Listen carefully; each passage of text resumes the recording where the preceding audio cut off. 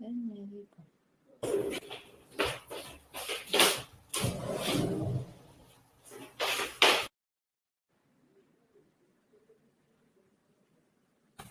Ya estoy, ¿me pueden ver? Sí. Sí, doctora, estamos al aire. Perfecto, gracias. Muy buenas noches con todos los participantes. Sean ustedes bienvenidos. Hemos aperturado nuestra aula virtual.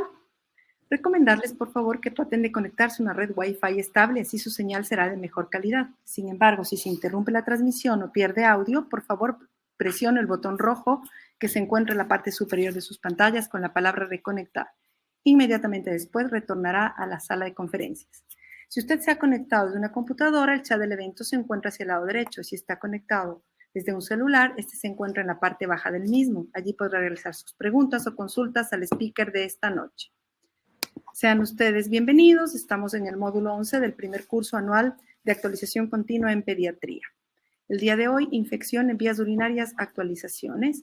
Con mucho gusto presento a la doctora Johanna Sebo, quien será la moderadora de esta noche. La doctora Sebo, médico infectóloga pediatra asociada al Hospital Metropolitano, al Hospital de Solca, Núcleo Quito, Hospital de los Valles, Hospital Axis Quito, Ecuador. Profesor de la Cátedra de Infectología Pediátrica del Posgrado de Pediatría de la Universidad Internacional.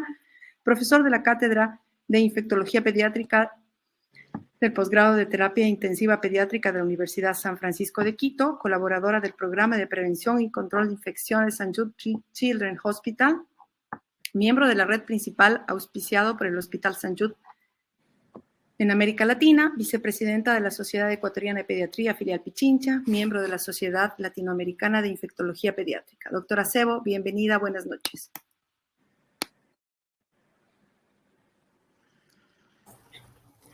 ¿Cómo están? Muchas gracias por estar aquí. Yo tengo el honor de presentar a una gran profesional y además amiga, la doctora Mónica Egas, que es una especialista en nefrología pediátrica por la Universidad Nacional Autónoma de México, en el Hospital Infantil de México, especialista en pediatría por la Universidad Internacional del Ecuador, médico de la Universidad Central del Ecuador. Además es médico asociado externo del Hospital de Solca y médico asociado del Hospital Metropolitano. El tema va a ser infección de vías urinarias y es un gusto tenerte con nosotros, Mónica. Hola, buenas noches con todos. Gracias por participar acá y gracias también por darme este espacio para compartir con ustedes algo de los conocimientos actuales sobre este tema. Voy a empezar con la presentación. Bueno, como les mencionaron ya, permítanme un momento.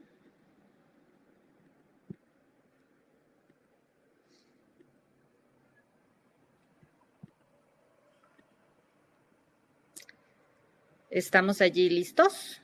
¿Se puede ver la presentación? Sí, doctora, continúa. Perfecto, muy bien.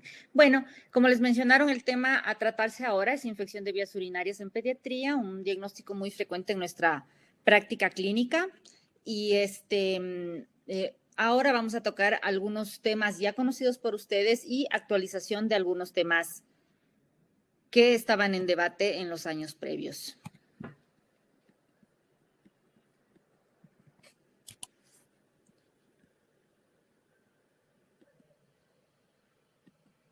Un momento, por favor.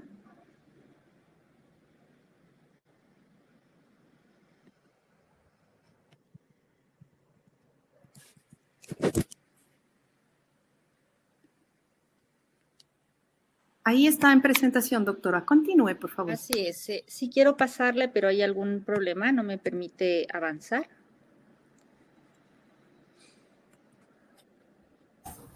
Si le ves en presentación en la parte inferior, a veces solamente tienes que activar esta parte de abajo. De pronto ahí, pon la flecha abajo. A veces ahí es ahí el problema. Sí, ahora voy.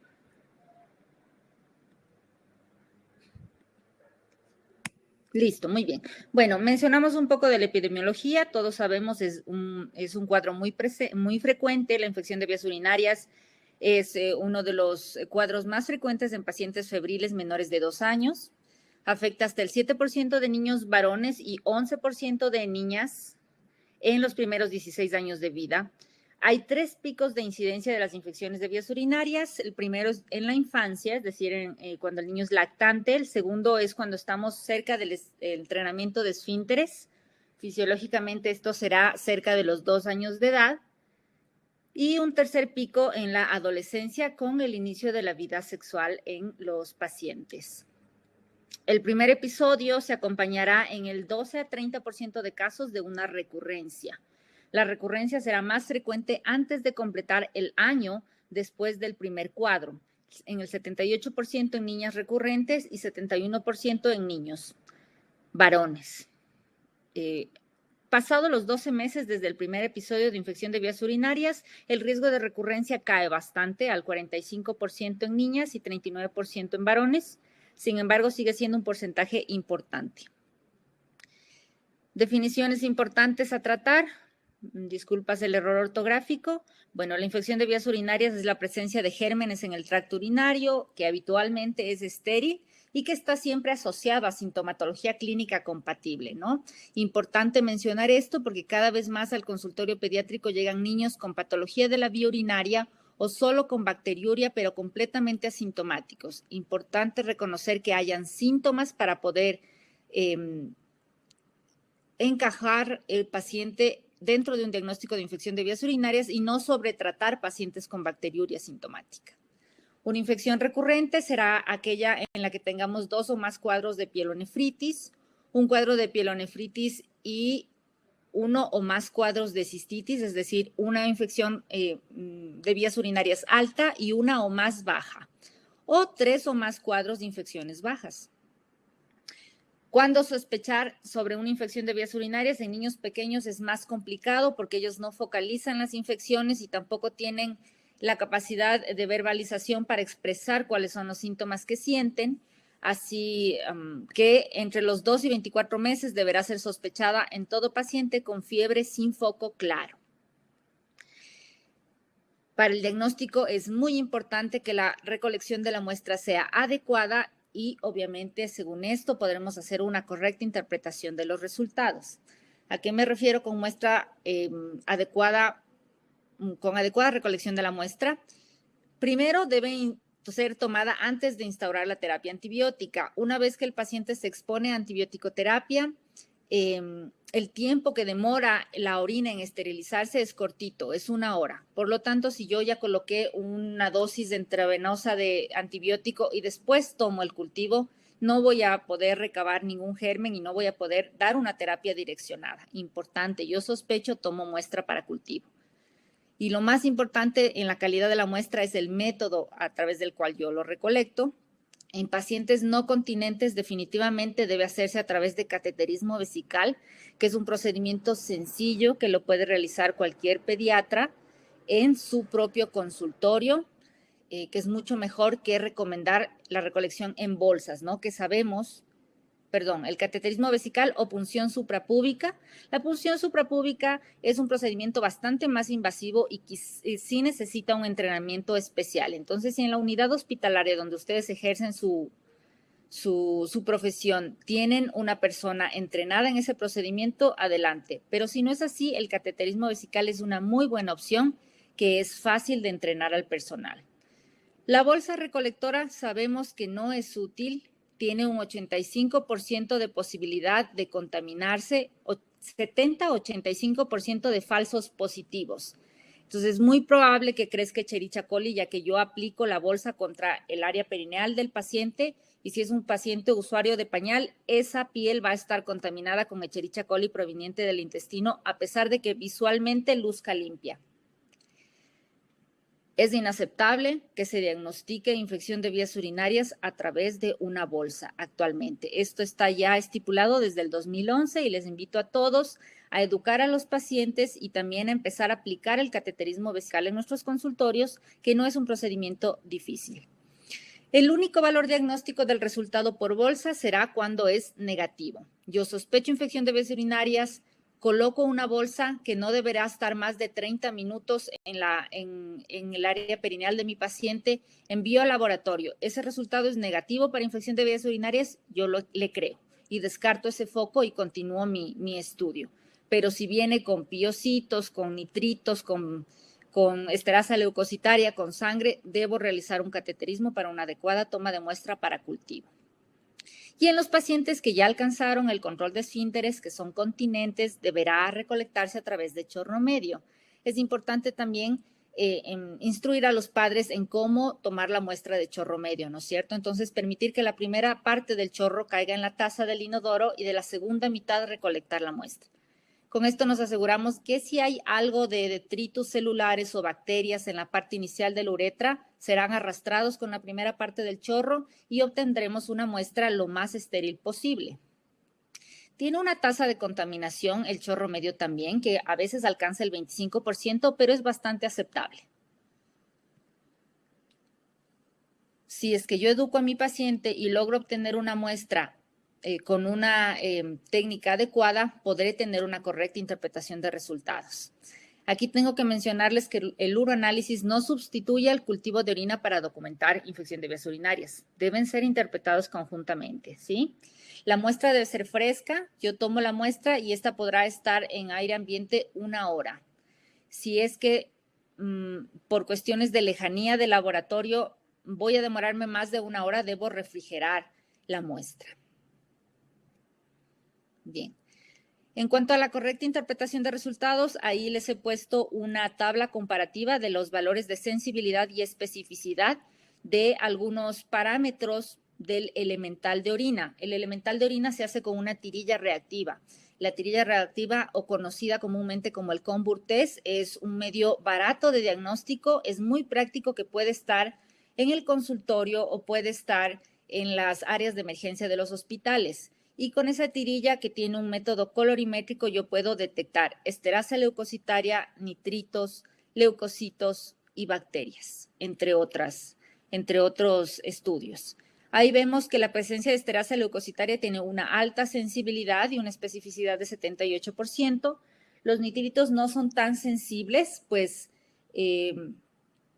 va a depender del tiempo que ha pasado la orina en la vejiga del paciente. Los nitritos son un producto de degradación de los nitratos, un residuo proteico, por las bacterias presentes en la vejiga. Si tengo un niño pequeñito que orina fácilmente cada 3 horas en el pañal, aclara todo el tiempo estos nitritos, entonces es posible que no le detecte a la tirilla, ¿no? Pero sí es bastante específico, 98%. La piuria tiene una sensibilidad del 73%, una especificidad de 81%, y la bacteriuria en microscopía, una sensibilidad de 81% con especificidad del 83%. Importante, le da un gran valor al estudio del hemo la presencia de bacterias en el GRAM. En su pedido debe ir hemo más GRAM y cultivo, ¿no? Entonces, la presencia de bacterias en la tinción de GRAM se correlaciona con el desarrollo de por lo menos 10 a las 5 unidades formadoras de colonia.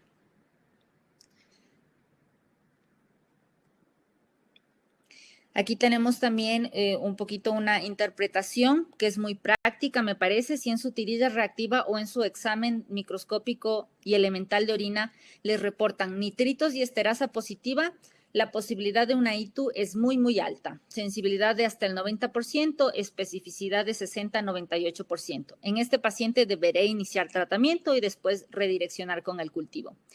Si tenemos unos nitritos positivos y una esterasa negativa, existe una probabilidad un poco más baja de ITU, pero hay una buena probabilidad.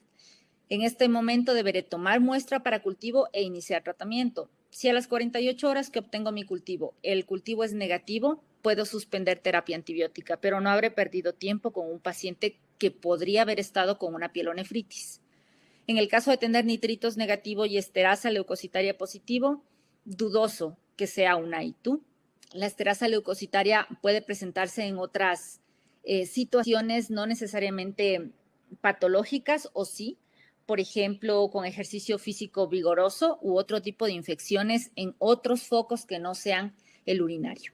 Y cuando los nitritos y la esterasa leucocitaria son negativos, la posibilidad de ITU queda descartada. ¿Cuál va a ser la interpretación del urocultivo? Dependerá de cuál es mi método de recolección. Como ya les mencioné, los dos métodos de recolección, hablando en términos generales aceptables, son el cateterismo y el chorro medio. Si lo hice por cateterismo, actualmente el corte para decir que es positivo son más de 10,000 unidades formadoras de colonia por mililitro, o 10 a la 4. Más de esto se considera positivo. Uno tiene también que conocer el laboratorio con el que trabaja. Muchos laboratorios ya reportan sobre las 10,000, pero otros solo reportan cuando detectan más de 50,000. Entonces, familiarizarse con el laboratorio con el que más trabajan ustedes o el laboratorio de su unidad hospitalaria les va a ayudar para interpretar bien sus resultados. Cateterismo, más de 10,000 unidades formadoras de colonia. En chorro medio, continúa el concepto universal de más de 100,000 unidades formadoras de colonia por mililitro. Eso sigue siendo una realidad. Y en el caso de que la muestra fuera obtenida por punción suprapúbica, cualquier aislamiento será válido para catalogarlo como infección de vías urinarias. Bien, ahora es importante saber quiénes están en riesgo de infección de vías urinarias y de recurrencia. Entonces, llegó por primera ocasión un paciente conmigo y establezco un diagnóstico de infección de vías urinarias. Debo preguntarme si este niño puede recurrir y por qué llegó a infectarse. No siempre el uso del pañal es la única explicación. Sí es un factor de riesgo, pero es un factor de riesgo que no puedo modificar. El niño usará pañal hasta sus 2 años cuando ya tiene todos sus hitos del desarrollo alcanzados para poder controlar sus esfínteres. Entonces, es una cosa que no puedo cambiar y tampoco es correcto ante un primer episodio de vías urinarias al año de edad recomendar a los padres quitar el pañal, porque eso va a dar problemas posteriormente, problemas de vaciado vesical. Entonces, dentro de mis poblaciones en riesgo que deberé identificar son los varones no circuncidados. Si ya tengo un varoncito que viene con su primer cuadro de infección de vías urinarias, debo hablar con los padres y decirles que la circuncisión tiene un efecto beneficioso en reducir la recurrencia de infección de vías urinarias en todos los niños, particularmente en aquellos que tienen una patología identificada en la vía urinaria, por ejemplo, un reflujo, por ejemplo, una estenosis ureteropiélica. Entonces, podrá haber una recomendación o un argumento de tipo médico para recomendar la circuncisión. Un niño varón con una primera infección de vías urinarias en riesgo de recurrencia. Ahí ven ustedes, la reducción de casos de infección de vías urinarias con circuncisión es de 9.1 veces. Es casi tan efectivo como la antibiótico terapia profiláctica. Otro grupo de pacientes que están en riesgo son aquellos que tienen anomalías anatómicas del tracto urinario, obstrucción, como la estenosis ureteropiélica bastante frecuente.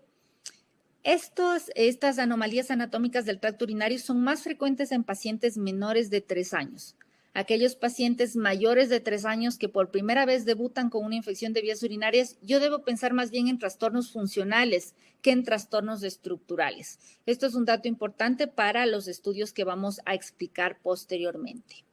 Defectos del tubo neural, entonces niños que tengan defectos evidentes como mielomeningoceles, pero también niños en quienes tengo que buscar intencionalmente en su región lumbosacra estigmas de un posible defecto del tubo neural oculto o un disrafismo oculto, mechones de cabello, fositas, es importante buscarlo en niños.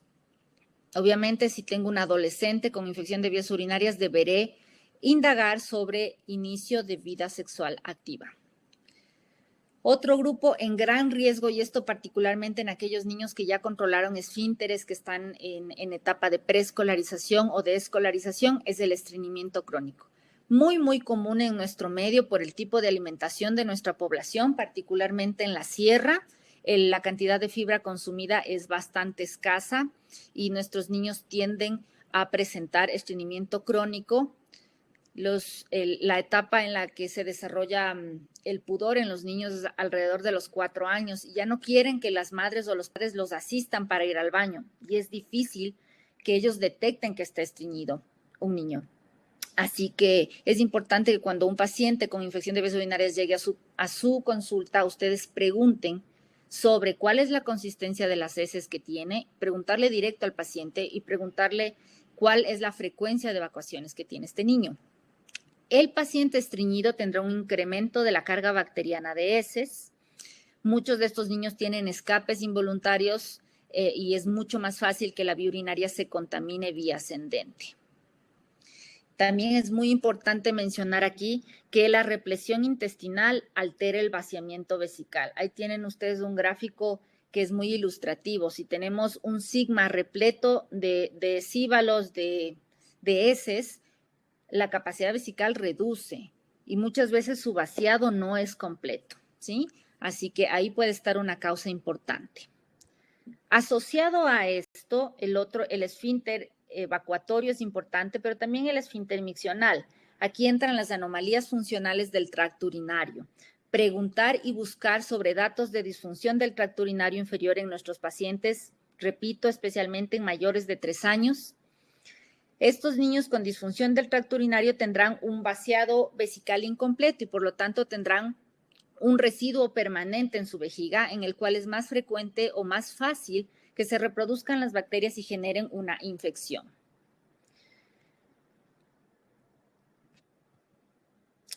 Es importante esto que ustedes ven aquí, esta gráfica es muy ilustrativa. Los inodoros en las casas no están diseñados para niños, están diseñados para el adulto. Entonces encontramos que los niños dejan de usar el pañal y muchas veces les hacemos usar el inodoro del adulto. La colita es muy pequeña, casi que se caen, tienen que luchar para equilibrarse y no caerse en el inodoro. Las piernitas están colgando, no llegan a tener un soporte, lo que rompe el balance muscular necesario para evacuar fisiológicamente. Lo correcto sería que aconsejemos a los padres que cuando estén cerca del control de los esfínteres entiendan que un niño pequeño, lactante hasta los 2 años, debería usar un excusado diseñado para él o un inodoro que ahora hay fácilmente en el mercado. Esto está adaptado, tiene un anillo más chiquito para una cola chiquita y una altura pensada en que el niño pueda apoyar sus pies y poder evacuar con un balance muscular óptimo. En niños un poquito más grandes, preescolares, si ya decidimos pasarlo al inodoro, es importante que recomendemos el uso de un adaptador, que es el anillo adaptador. Entonces, miren la diferencia. Este pobre se cae, está que se equilibra hacia adelante, a veces se agarran de los bordes para no caerse y hacen casi un abdominal para hacer pipí. Ella está cómoda, está relajada y tiene un banquito con altura regulable que le permite apoyar sus pies para evacuar bien. Esto en los niños pequeños, preescolares, lactantes, entre los 2 y 3, 4, 5 años, donde están en entrenamiento de esfínteres.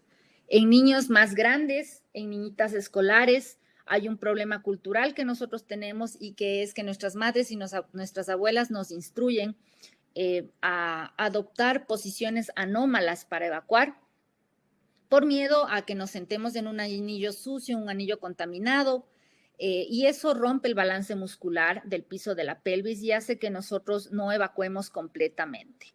O fortalece actitudes retencionistas en las mujercitas en las que se les inculca que no orinen fuera de casa, que los baños de fuera de casa no son seguros, empiezan a retener pipí por 8 horas durante la estancia en el colegio y solo al llegar a casa se sienten cómodas para evacuar. Aplica para la pipí y para el popó. Entonces eso es un mito que se ha ido heredando de familia en familia, de generación en generación a nivel familiar y que debemos romper. A las mujeres nunca nos enseñaron cómo hacer pipí, pero es necesario que el médico tome ya un papel protagónico en esto y que instruyamos que este tipo de posturas son completamente dañinas, ¿sí? El examen físico, les había mencionado yo ahí, tiene que ser minucioso, buscando datos de vulvovaginitis, buscando datos de sinequias en los labios mayores de las niñas, que las puedan predisponer a infecciones de vías urinarias y también datos de estreñimiento. Sí, yo le pregunto al paciente, pero él dice, hago normal, porque para él normal es ser estreñido, pero yo le palpo el abdomen y tiene cíbalos, tiene coprostasis en todo el sigma. Es importante indagar o por lo menos hacer un diario evacuatorio para realmente saber si ese niño está en estreñimiento. Tanto el estreñimiento crónico como las anomalías funcionales del tracto urinario se asocian en una patología que ahora se la denomina disfunción vésico-intestinal y que cada vez se le da mayor importancia en el manejo de la recurrencia de infección de vías urinarias, particularmente en niños mayores de 3 años. Me he matado diciendo eso porque es muy importante Si ustedes tienen un niño que debuta a los 4 años con infecciones urinarias, indaguen profundamente en evacuaciones y en micciones, porque ese niño puede tener disfunción en cualquiera de estos puntos, mucho más frecuentemente que hacerle un uretrocistograma para buscar un reflujo que es poco probable que se me haya pasado durante 3 años de la vida. En los estudios de imagen a aplicar en un paciente con infección de vías urinarias, la tendencia actual es ser menos invasivos realmente. Hay indicaciones ya estrictas para hacer el uretrocistograma y el gamagrama con DMSA.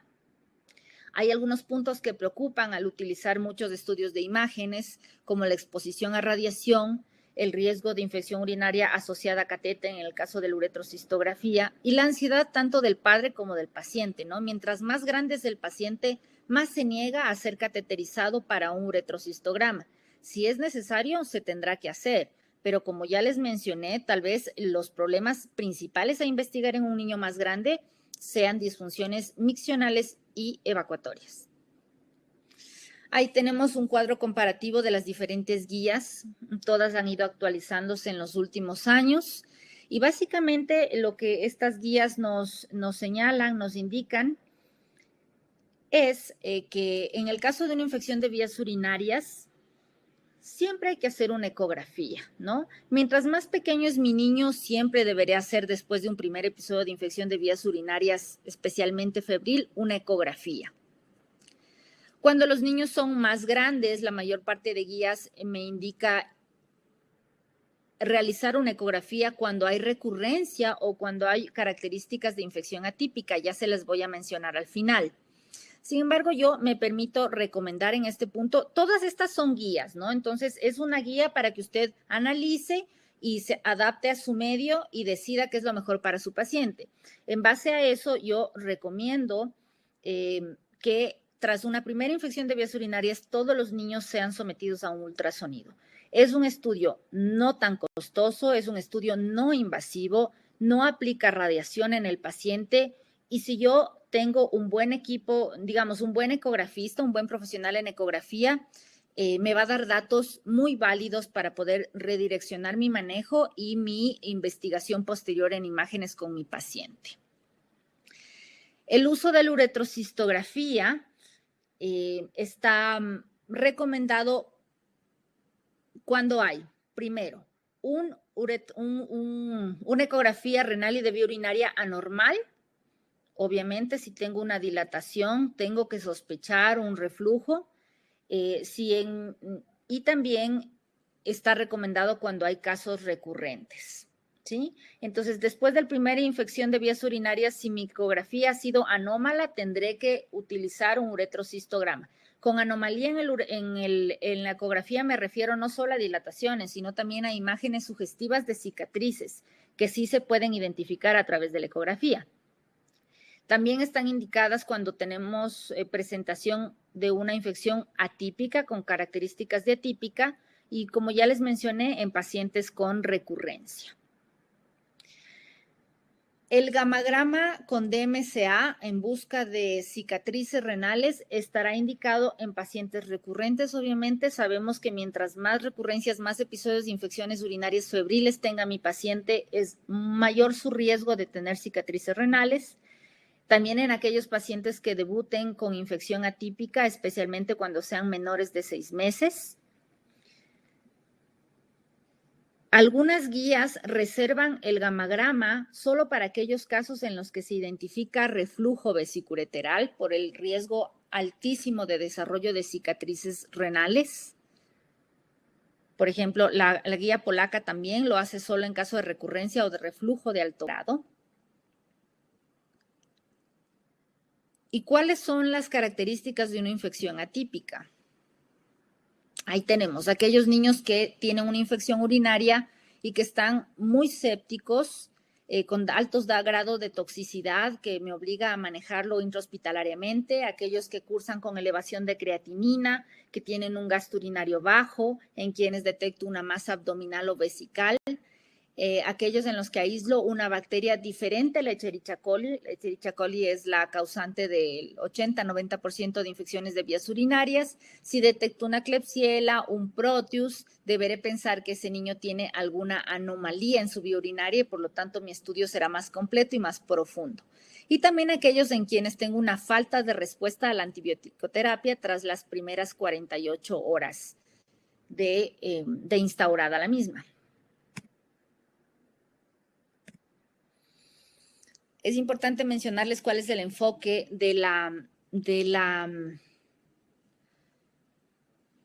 Escuela Europea de Urología. Ellos tienen dos opciones, el enfoque de abajo hacia arriba y el enfoque de arriba hacia abajo. Entonces, el enfoque de abajo hacia arriba es aquel niño recurrente, le hago un uretrocistograma, si tiene reflujo, investigo cicatrices con un DMCA.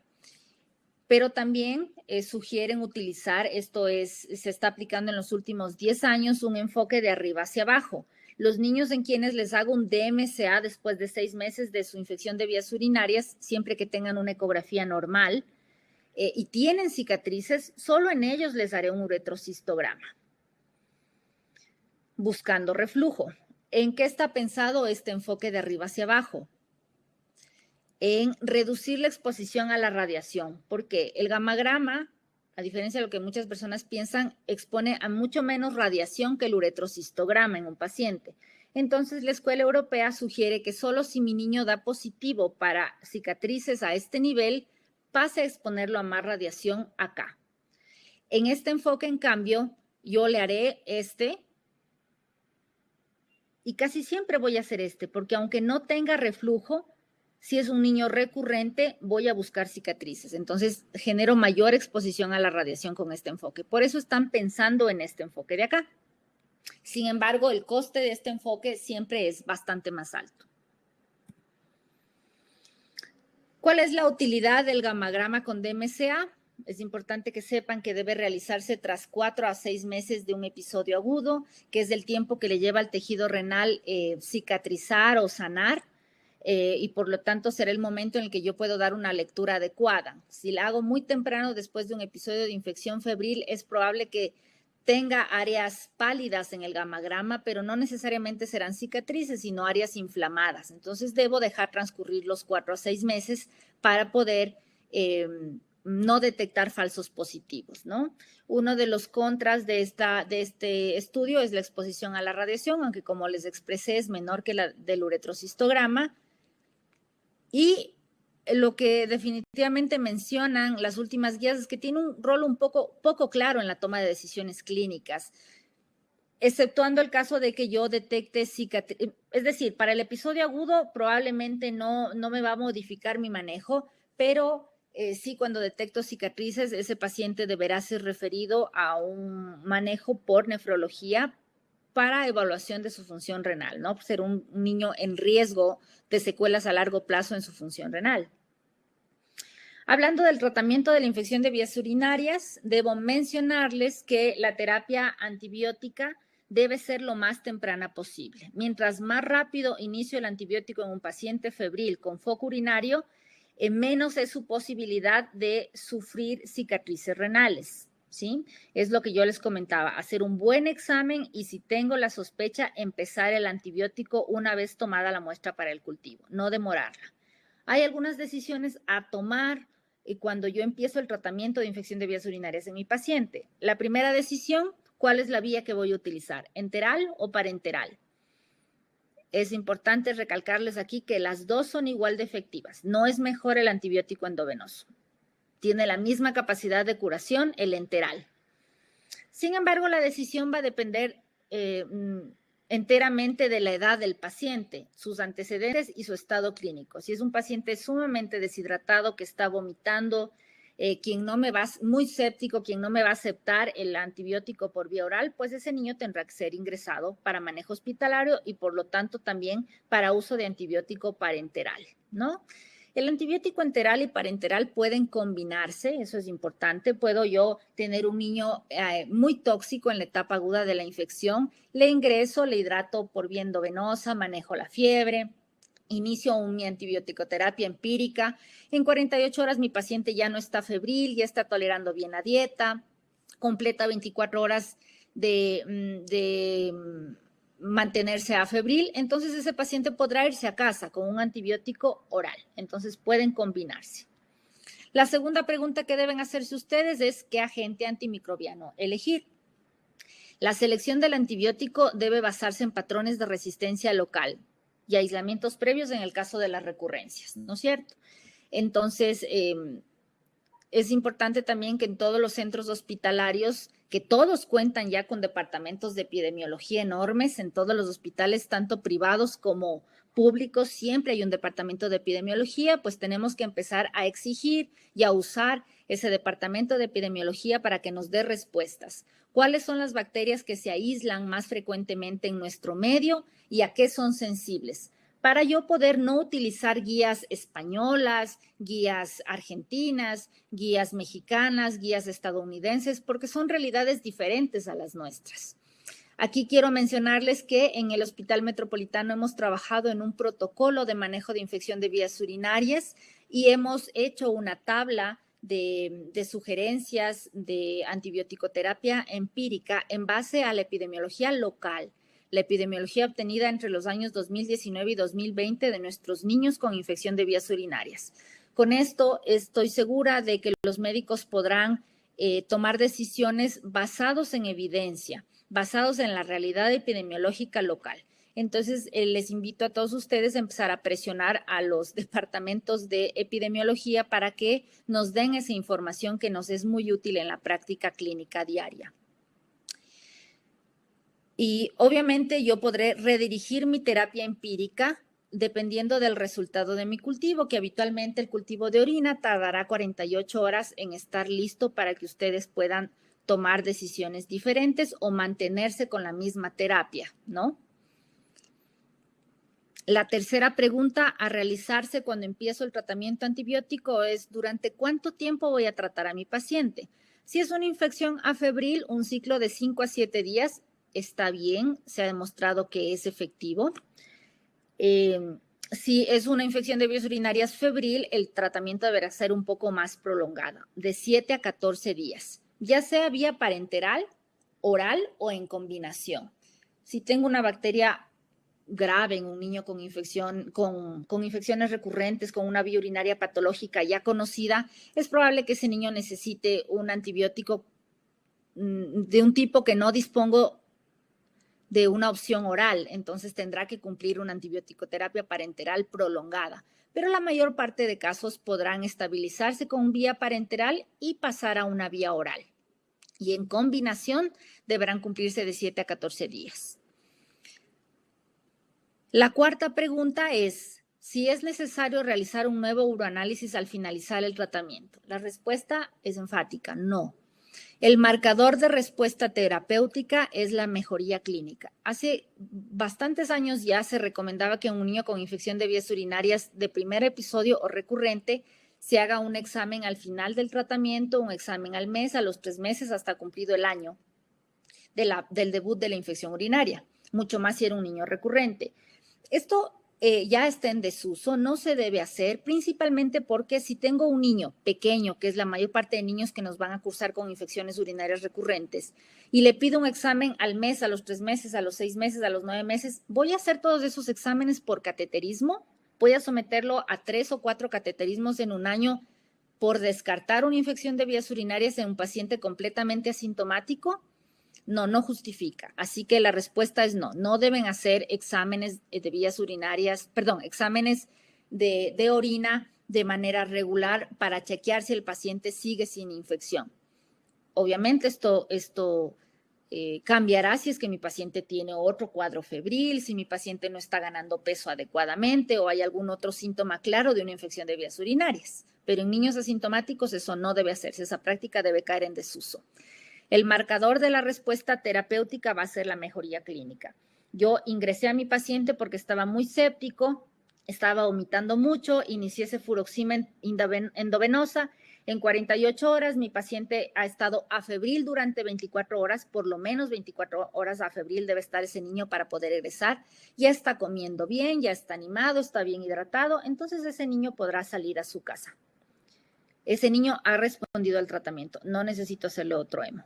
¿Cuál es la excepción? Cuando tengo un niño, por ejemplo, recurrente que ha necesitado ingresar o un niño recurrente en el cual le doy su tratamiento y necesito ya investigarle un reflujo por el carácter de recurrente de la infección.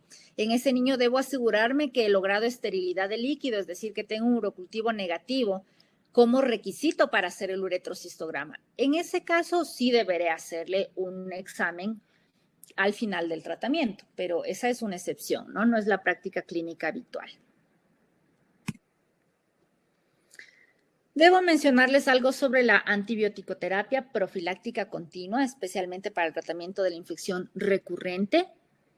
En este caso, existen varios estudios. Cada vez la ciencia camina hacia alejarse del uso de antibioticoterapia continua por el enorme problema que representa para la salud la emergencia de cepas multiresistentes, ¿no? Cada vez más difícil tratar los pacientes porque cada vez aislamos a nivel comunitario cepas resistentes y multiresistentes.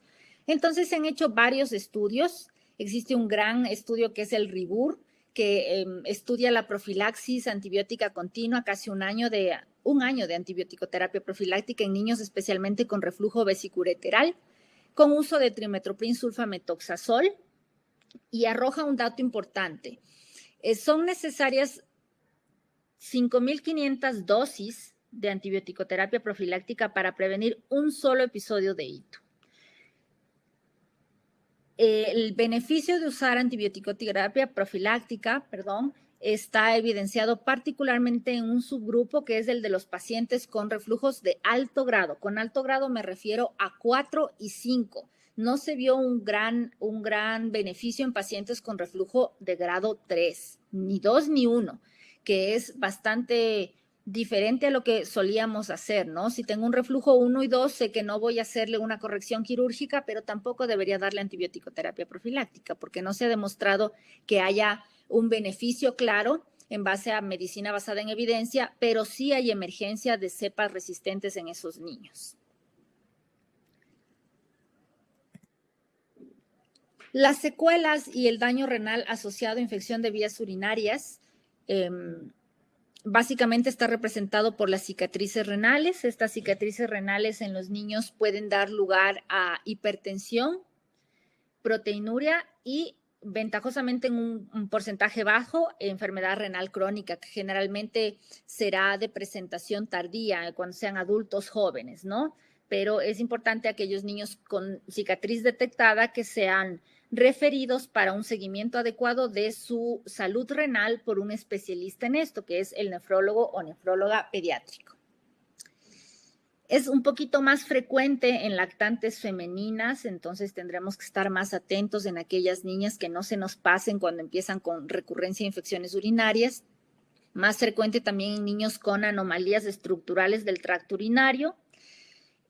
Aquellos niños en los que se retrasa el tratamiento antibiótico también correrán mayor riesgo de sufrirlas y el riesgo es directamente proporcional al número de episodios de pielonefritis. También se ha visto que es más frecuente la presencia de cicatrices o el desarrollo de cicatrices en aquellos niños en los que se aísla uropatógenos diferentes a la Escherichia coli.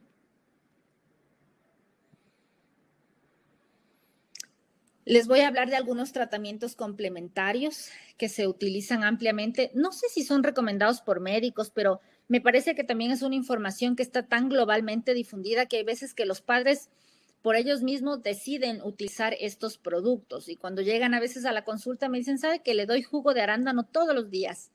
Y aún así se infecta. Entonces, al respecto de esto, quiero decirles a ustedes para que puedan educar a sus pacientes. Primero, el uso de jugo de arándano, de cranberry, se estudió primero en mujeres embarazadas, en las que sí se vio que había bastante efecto beneficioso. Y se piensa que esto es porque hay ciertas sustancias contenidas dentro del arándano, como la fructosa y las proantocianidinas, que tienen un efecto protector, ya que evitan que la E. coli se adhiera al uroepitelio. Sin embargo, no se sabe en qué concentración debe estar o qué dosis de proantocianidina o fructosa es necesaria para lograr este efecto. Eso en el caso de las mujeres embarazadas. Pero ahora se han incluido en los estudios a muchos niños. Y cuando se compara con placebo, agua o no tratamiento, realmente no reduce significativamente la aparición de infección de vías urinarias de manera general en ninguno de los subgrupos, ¿sí? Además, algo muy importante que debo mencionarles sobre el jugo de arándano es que los productos disponibles en nuestro mercado, en el mercado nacional, tienen una gran variabilidad de concentraciones. Uno de los productos que más utilizan es este jugo de arándanos del Naturals Heart, que está presente en muchos mercados actualmente en nuestro país. Y si ustedes leen con atención los ingredientes, ni siquiera es jugo de arándano puro, es una mezcla de jugo de manzana, jugo de pera y una parte de jugo de arándano, mucha azúcar. Entonces, es probable que ese paciente no se esté beneficiando porque no sé en qué concentración está contenida en ese jugo, que no es jugo de arándano, sino es un cóctel de frutas. Entonces, más bien, mi invitación es a que ustedes informen a los padres y les aconsejen sobre el desuso de esos productos, porque no llegan a ser beneficiosos, pero sí dañinos por la exposición al azúcar, ¿sí? Hay otra cosa también que preocupa y es que no se sabe si el arándano que se cultiva en Ecuador es igual al arándano que se cultiva en Estados Unidos o al arándano que se cultiva en Europa. No se han hecho estudios de cuál es la concentración de los principios activos en cada tipo de arándano.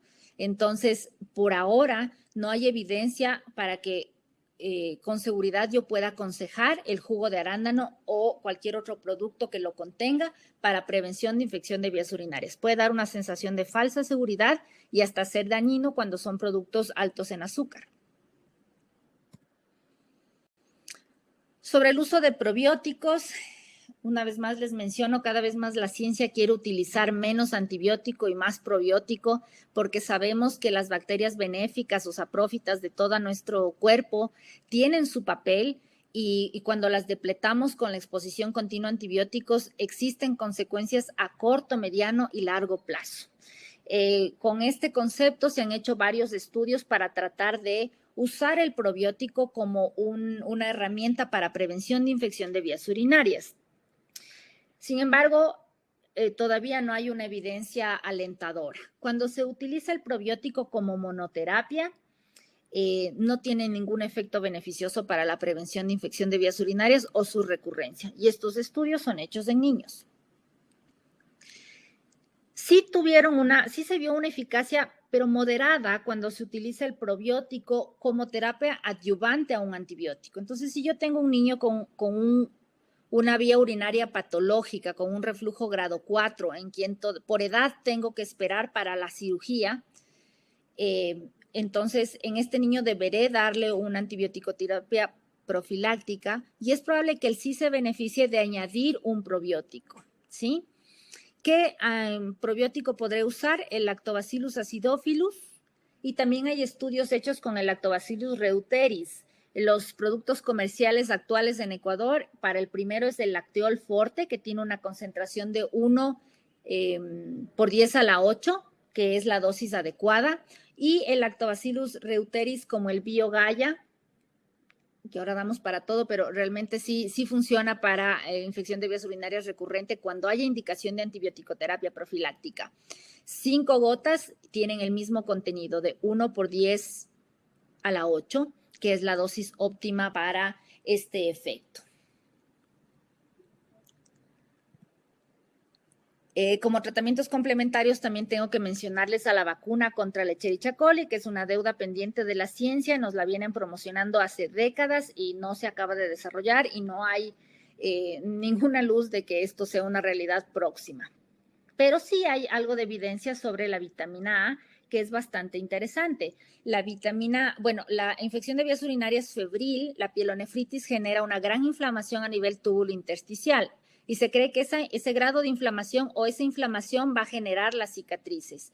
La vitamina A se conoce por sus propiedades antiinflamatorias y de regeneración de epitelios. Con ese concepto se han hecho estudios en los que se les da vitamina A dosis de 1.500 unidades por kilo con dosis máxima de 50.000 unidades a niños con infección de vías urinarias en primer episodio durante 10 días. Y los efectos que se han visto, claro que son estudios aún pequeños, pero cada vez hay más estudios, es que estos niños tienen menos probabilidad de desarrollar cicatriz tras 6 meses de su episodio, y si las desarrollan son más leves que las del grupo que no recibió la vitamina A. También se vio que existía una mejoría en el proceso inflamatorio, evidenciado clínicamente porque son niños que tienen periodos febriles más cortos y que tienen periodos de disuria más cortos también. Así que eso es un dato interesante que les traigo actualmente y que estaremos pendientes de cómo evolucionan esos estudios para saber si sería conveniente utilizar con nuestros pacientes para protegerlos de la secuela renal de las infecciones urinarias recurrentes. Esa es la información que les puedo compartir actualmente sobre este tema. Espero que les sea de utilidad y estoy atenta a cualquier pregunta que puedan tener.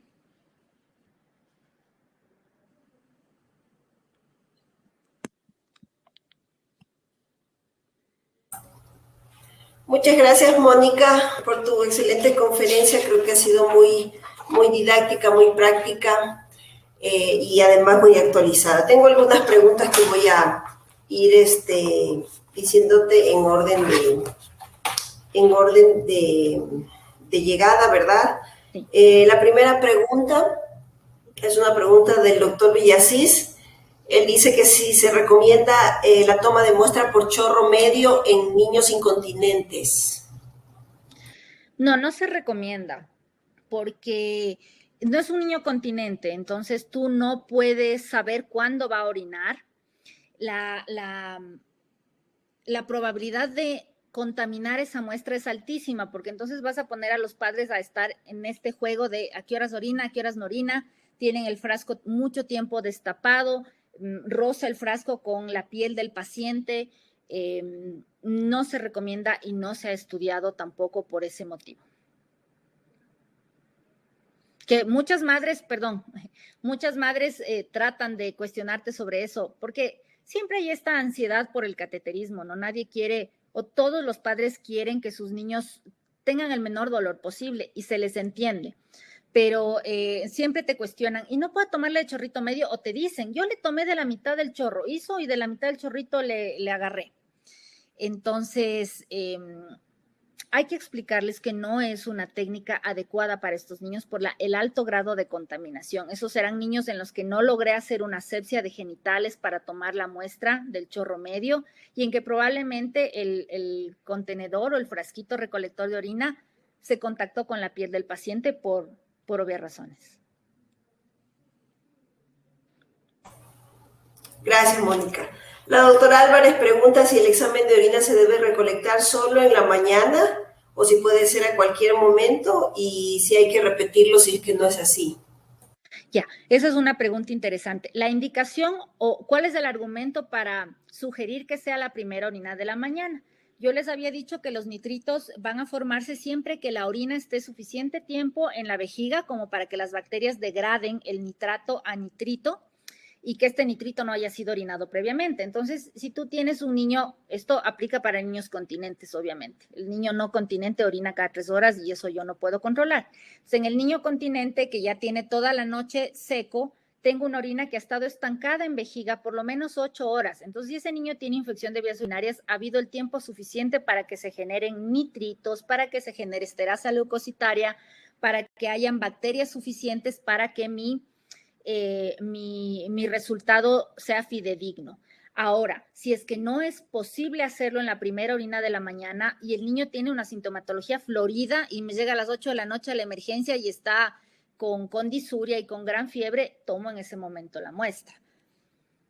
¿Sí? Pero si tiene síntomas leves y yo le hago una muestra de orina a las 4 de la tarde, que fue cuando la niña llegó conmigo, por ejemplo, y sale sugestivo o no tan claro de infección de vías urinarias, pero mi sospecha clínica sigue siendo alta.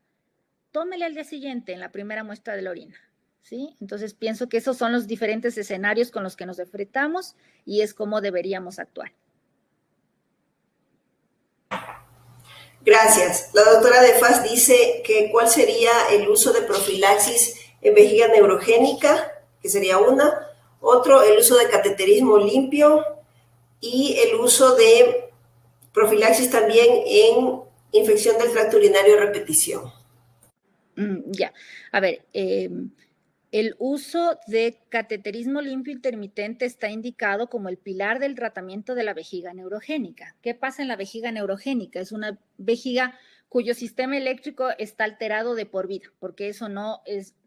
La mayor parte de vejiga neurogénica o una buena parte se asocia a un disrafismo y por lo tanto hay una alteración de la inervación hacia la vejiga y es una cuestión no reversible. Entonces esa vejiga no tiene la capacidad de sentirse llena ni tiene la capacidad de contraerse y vaciarse completamente, ni de mantenerse quieta cuando no está llena.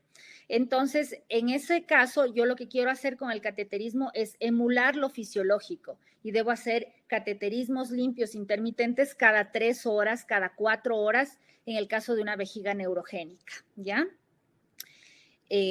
Siempre está indicado en una vejiga neurogénica el cateterismo limpio intermitente. A veces es un choque para los padres con este diagnóstico.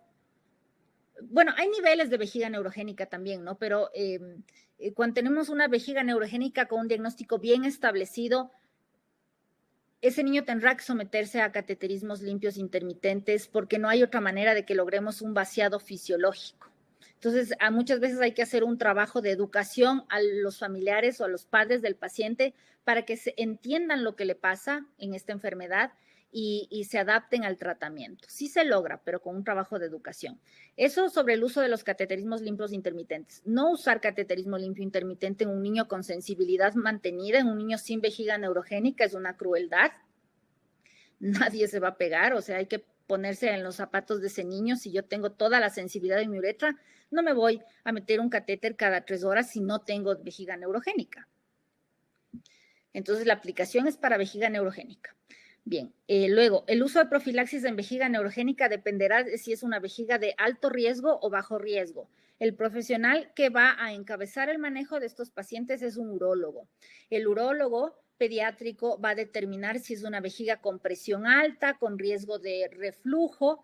Entonces, en este paciente deberá usarse antibiótico-terapia profiláctica porque tiene un altísimo riesgo de infecciones de vías urinarias recurrentes, febriles, con hospitalizaciones múltiples, con exposición a antibióticos de amplio espectro y de desarrollo de cicatriz renal.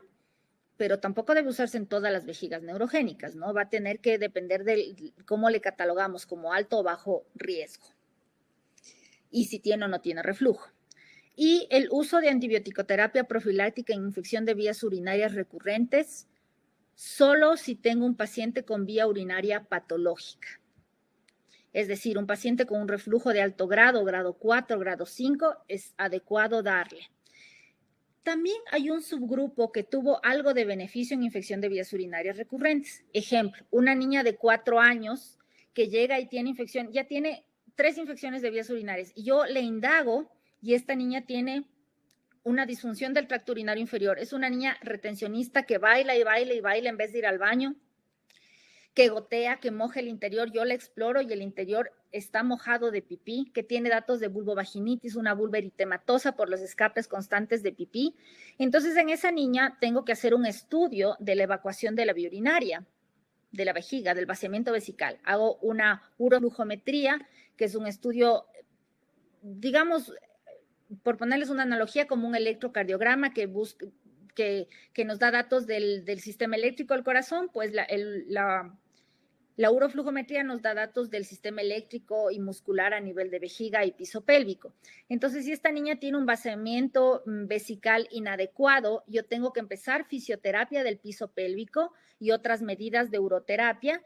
Y en esta niña, mientras llega a un equilibrio, tal vez sí le convenga usar antibioticoterapia profiláctica, porque sí se ha demostrado que reduce la incidencia de infección de vías urinarias mientras yo instauro el tratamiento del problema de base, que es la alteración de su vaciamiento vesical.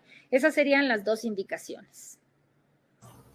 Gracias, Moni. Solamente para aclarar, creo que no se me perdió la pregunta de la doctora de FAS. Sí, entendemos perfectamente que es un paciente con vejiga neurogénica al que se le hace cateterismo limpio intermitente y tiene infecciones a repetición. Creo que hay que recordar también, si me permites, Mónica, que los pacientes con vejiga neurogénica están colonizados generalmente. Entonces, si yo hago un examen de orina y un urocultivo, probablemente ese resultado va a ser positivo y no significa que el paciente esté infectado. Entonces, hay que reconocer muy bien entre colonización e infección. Primero y segundo, como dijo muy claro Mónica, generalmente la indicación de profilaxis solamente es si hay alteración de la vía urinaria, o sea, si hay reflujo vesicoureteral principalmente. Si no, no está indicada la profilaxis. La siguiente pregunta, Moni, de la doctora Pazmiño, dice que ¿cuál es el uso de antisépticos urinarios como un tratamiento profiláctico en pacientes que tienen infecciones recurrentes? Uso de antisépticos urinarios. Un antiséptico urinario es la nitrofurantoína, ¿no? Porque no tiene buen nivel de absorción, no alcanza buenos niveles. No estoy tan clara de qué es lo que nos está queriendo preguntar. Un antiséptico urinario es un antibiótico profiláctico como la nitrofurantoína y caemos en la misma respuesta del uso de antibioticoterapia profiláctica en infección de vías urinarias. Si me están preguntando sobre el arándano, porque también se le considera un antiséptico, les di la información, no hay evidencia actual de que deba usarse y sobre todo no disponemos de datos de la concentración de los principios activos benéficos en los productos disponibles en el mercado nacional. Sí, me parece, yo también entendí así. Gracias, Moni. La doctora Velastegui nos pregunta sobre el uso de urodinamia en infecciones de tracto urinario recurrente. Pero la urodinamia es un estudio bastante completo del vaciamiento vesical, de todo el balance muscular, abdominal, de piso pélvico, pero bastante invasivo. Entonces, el uso de urodinamia deberá estar sugerido, pienso yo, únicamente por el urólogo pediátrico. El uso de uroflujometría, que es un estudio, como les mencioné hace un momentito, mucho menos invasivo, sí se puede realizar para valorar vaciamiento vesical, pero deberé partir de una sospecha clínica. Entonces, la clínica en las infecciones de vías urinarias y la disfunción del tracto urinario inferior tiene un papel muy, muy importante. ¿Cómo orina tu niña? ¿Tiene un chorro urinario único o es entrecortado? ¿Qué posición tiene para evacuar? ¿Es una niña que moja el interior? Esos son datos que a mí ya me dicen que esa niña no está vaciando su vejiga completamente. Otra cosa que me parece que no les mencioné en la presentación, pero es muy importante, cuando ustedes pidan una ecografía renal, pidan ecografía renal y de vía urinaria. Entonces, el radiólogo o el médico ecografista deberá valorar la estructura del riñón, deberá valorar si se ve el uréter, que normalmente no se debe ver, y deberá valorar esa vejiga antes de la micción y después de la micción. Porque si es un niño que tiene un vaciado incompleto, tendrá unos residuos posmiccionales de más del 12-14% del volumen premiccional. Entonces ahí yo podré ya pensar en que ese niño o niña no está vaciando bien su vejiga y redireccionar, por ejemplo, mi anamnesis, ¿no? Buscando intencionadamente esos datos. Pero urodinamia me parece muy invasivo y de especialidad. Gracias, Moni. Otra pregunta que me han hecho dos doctoras, una de ellas la doctora Hernández, es sobre el uso de ciprofloxacina en niños. Una fue una pregunta así abierta y la otra es si se da ese tratamiento, ¿cuál sería el tiempo de tratamiento? Pero creo que eso es algo súper específico, Moni. Sí, bueno, en ese caso la ciprofloxacina muchas veces o estuvo mucho tiempo como media satanizada por el posible efecto sobre los cartílagos de crecimiento en el paciente pediátrico. Cada vez la información actualizada se va alejando de ese concepto y se sabe que se puede llegar a utilizar la ciprofloxacina sin el temor de generar un daño en las placas de crecimiento de mi paciente. Nuevamente, vuelvo a argumentarles, si en su epidemiología local la ciprofloxacina tiene una baja tasa de resistencia a la Escherichia coli, se puede usar. Y se puede usar en el mismo tiempo mencionado, dependiendo de si es una infección febril o afebril. Pero con los datos de epidemiología que les mencioné en el protocolo del Hospital Metropolitano, ya no hay tan buena sensibilidad a la ciprofloxacina para la E. coli de vía urinaria por su múltiple uso durante mucho tiempo. Pero definitivamente nos dará más datos la doctora Sebo, que este es el campo de ella. Gracias, Moni.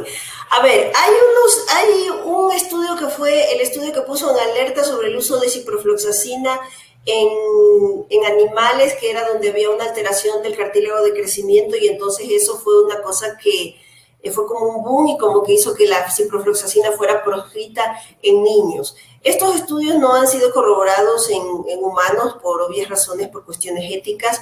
Yo creo que ciprofloxacina es un excelente antibiótico, pero tiene que ser utilizado específicamente cuando se la necesite.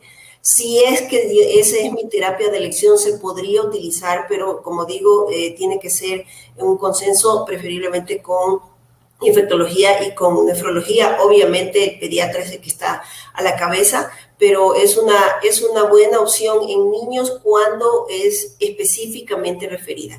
Y la otra razón por la que no se debe utilizar ciprofloxacina en niños es que la ciprofloxacina es una droga de segunda elección para infecciones por tuberculosis que pueden tener resistencia. Entonces es un medicamento que nosotros deberíamos cuidarlo muchísimo, porque nos va a ayudar mucho en esta infección por Mycobacterium tuberculosis, y deberíamos cuidarlo más.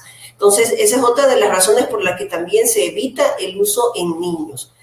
Como digo, tiene que ser un consenso y un estudio de caso importante para tomar la decisión. Aquí había una pregunta que era un poco larga, perdón que se me había pasado, pero que creo que es interesante, de la doctora Romero, que dice que un paciente que tenga un diagnóstico de reflujo vesicoureteral grado 4 derecho y grado 1 izquierdo, que cursa con una infección del tracto urinario febril, ¿en cuánto tiempo terminado su tratamiento antibiótico se debe iniciar la profilaxis? Porque obviamente piensan someterlo a cirugía. Inmediatamente. Entonces tú usas tu dosis terapéutica, digamos que fue una infección febril, le diste 10 días de antibiótico-terapia y el día 11 le estás instaurando el antibiótico profiláctico. No hay que perder ni un día en él. Tiene una indicación clara, un reflujo de alto grado y un niño que todavía va a esperar para su cirugía. Entonces al día 11 le estamos dando o nitro o trimetoprim-sulfa. Aprovecho la oportunidad para pedirles que nos alejemos del uso de las penicilinas o de las cefalosporinas como profilaxis antibiótica, porque estas generan mayor riesgo de cepas resistentes, ¿no? Entonces deberán ser usados en niños pequeñitos, en lactantes, en los que no puedo usar sulfa por el riesgo de hiperbilirrubinemia, pero en niños más grandes evitar su uso. Y creo que con esta pregunta vamos a cerrar, que también me parece interesante, de la doctora Hernández, que dice, ¿qué opinión se tiene sobre el uso del Urovaxón? Ya, el Urovaxón cae dentro del grupo de probióticos, ¿no? De la vía urinaria. Entonces, nuevamente les comento, hay un efecto benéfico. El Urovaxón solito no va a ayudar. El probiótico solo no ayuda. No tiene efecto benéfico, no reduce incidencia ni reduce recurrencia. En niños que tengan indicación de uso de profilaxis antibiótica continua, puedo añadirle un probiótico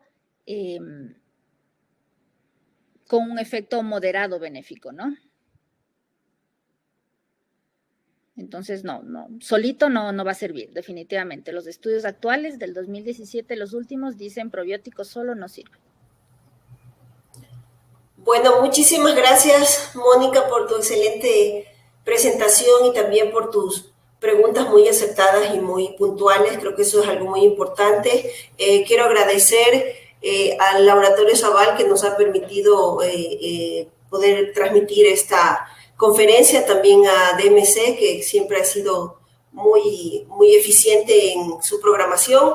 Y por último, invitarles al Congreso de la Sociedad Ecuatoriana de Pediatría, que esta vez va a ser de modo virtual, del 12 al 14 de agosto, donde vamos a tratar múltiples temas pediátricos de mucho interés. Están todos cordialmente invitados. Este congreso no tiene valor, lo que sí tienen es que inscribirse para nosotros poder tener una constancia de las personas que van a participar. Les agradecemos mucho su atención. Mónica, un abrazo y gracias a todos. Buenas noches. Una buena noche, un gusto participar.